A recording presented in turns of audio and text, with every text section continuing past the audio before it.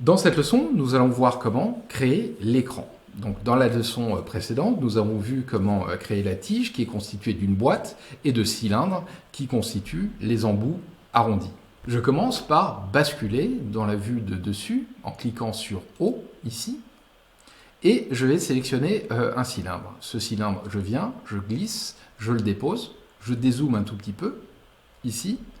Et là, je vais le dimensionner. Donc pour ça, je vais cliquer cette fois sur le point du coin supérieur, clic gauche, et en préciser ses dimensions.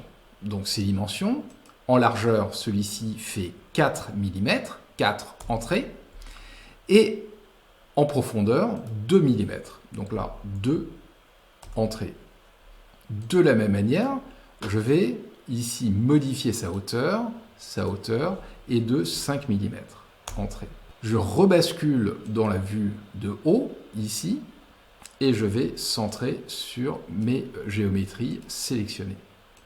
Donc ce que je souhaite, c'est caler cette ellipse, ici, cette ellipsoïde, de façon à ce que l'extrémité droite coïncide avec celle de la tige. Je vais les sélectionner et nous allons les aligner. Donc ça, c'est un nouvel outil. Je me tourne ici en haut à droite, aligner.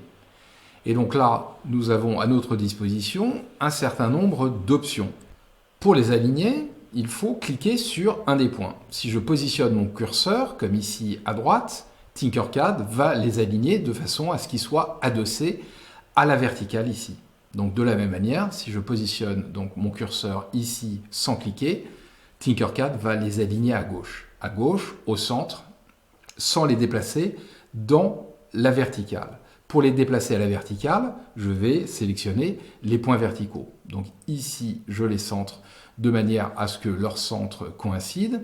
Ici, ils vont être adossés sur l'horizontale bas et l'horizontale haut qui est ici. Donc pour commencer, je vais les aligner en cliquant sur le bouton en haut à droite ici, clic gauche.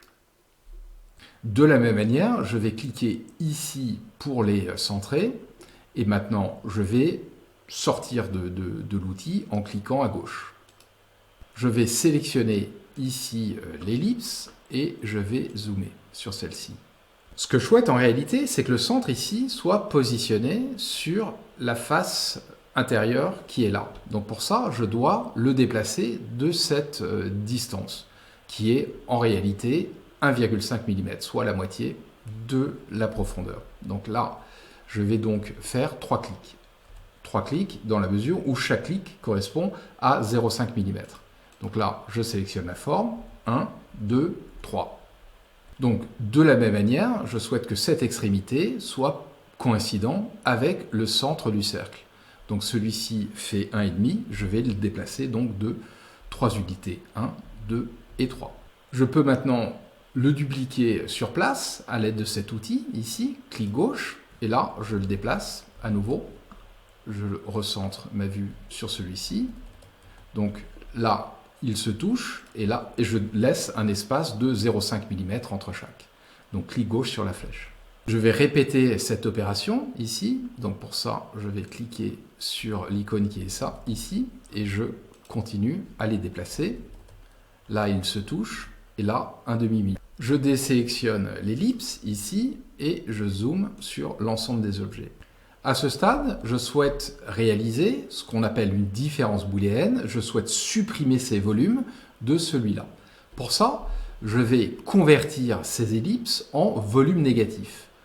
Je vais sélectionner un premier, majuscule et un deuxième, majuscule et un troisième. Et là, j'ai la possibilité de cliquer ici sur perçage et donc d'inverser le type de géométrie et de créer donc un volume négatif, soit un perçage. À ce stade, le perçage n'est pas encore réalisé. Pour ça, je vais sélectionner l'ensemble de mes objets.